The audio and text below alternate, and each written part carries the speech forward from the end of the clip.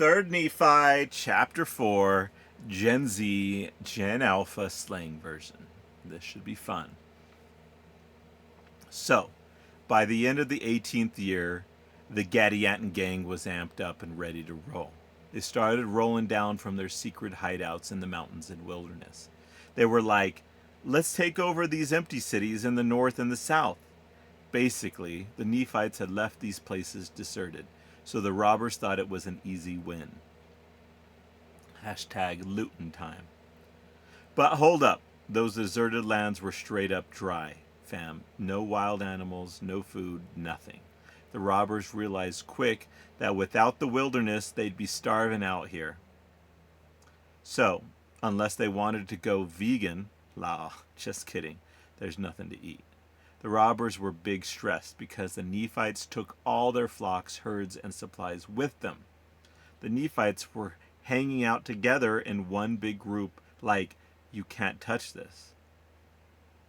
With no chance to rob the Nephites unless they went full battle mode, the robbers were stuck. Meanwhile, the Nephites were chillin', super prepared with supplies to last 7 whole years. They were like, we can ride this out until y'all done for. They legit plan to wipe the robbers off the map. Hashtag patience is key. Fast forward to the 19th year, and Gidyanhi, the robber leader, was feeling the pressure. He realized they were doomed unless they could plunder, rob, and murder. It was all or nothing now. Hashtag high stakes. They didn't dare spread out and start planting crops because they knew the Nephites could pull up at any moment. So Gidyanhi gave the command. We're going to go up against the Nephites this year. No more waiting. It's go time. Hashtag no turning back now. When the time came in the 6th month, the robbers pulled up, looking like they came straight out of a horror flick. They were rocking lambskins, covered in blood, heads shaved, and had those freaky head plates.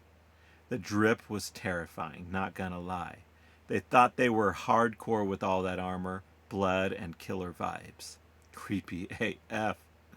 The Nephites, seeing the bloody army roll up, got shook and hit the floor, praying hard to God like, please, Lord, save us from these maniacs. They knew they couldn't win without some serious divine help. Pray up. The robbers saw the Nephites on the ground and started celebrating early, thinking, ha! We scared them so bad, they're down for the count.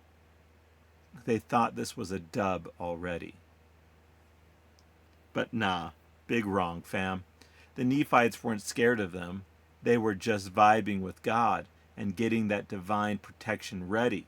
So when Gidyanhi's squad rushed in thinking it was a wrap, the Nephites were ready to clap back with the power of God. Hashtag God mode engaged. And then battle started. The 6th month turned into one of the most intense battles in Nephite history. The slaughter was real, like no one had seen a fight this bloody since Lehi pieced out of Jerusalem. Even though Gidyanhi had been talking all that trash and making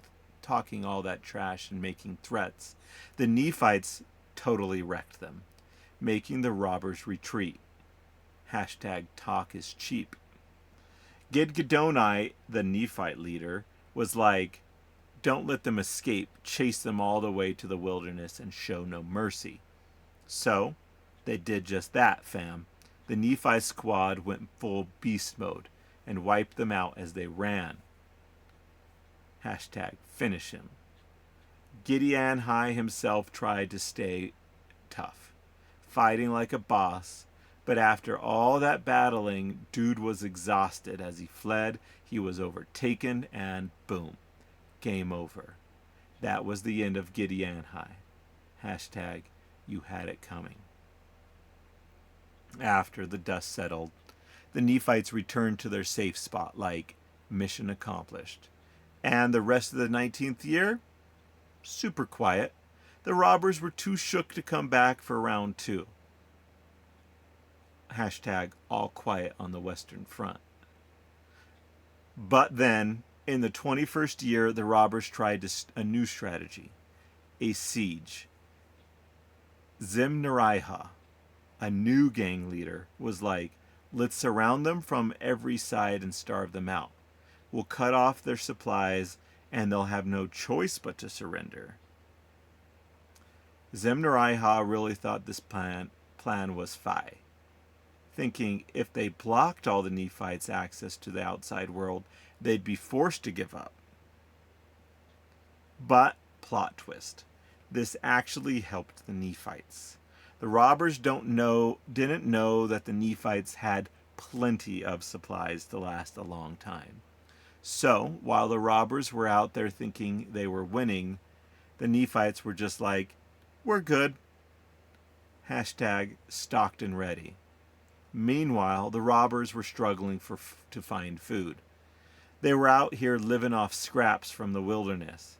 It was a tough time for them because there wasn't enough wild game left. Hashtag running on empty. The Nephites, on the other hand, were playing offense and defense at the same time. They marched out day and night, attacking the robbers and cutting them off by the thousands. Hashtag Nephite flex. The robbers were getting wrecked day and night. Zerahemnai's squad was like, yo, this ain't it, and we need to retreat before we're totally wiped out. Zerahemnah finally told his people, let's bounce. This siege plan is a fail.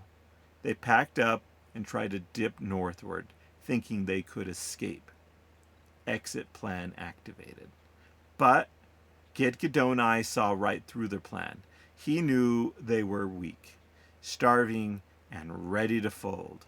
So he sent his armies out at night to cut off their escape routes. They set up all night so that when morning came and the robbers tried to make their move, they were surrounded. The Nephites had them trapped from all sides. The robbers in the south, same deal. The Nephites cut them off too. Zerahemnah's army didn't stand a chance. Checkmate.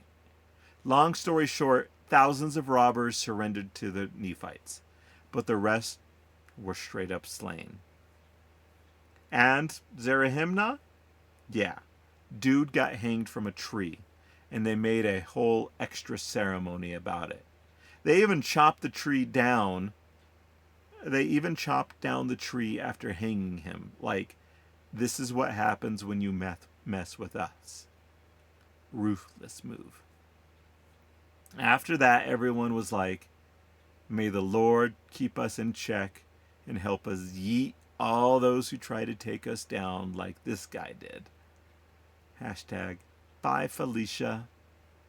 The Nephites were super hyped after the win and shouted again, may the God of Abraham, Isaac, and Jacob watch over us and keep us safe.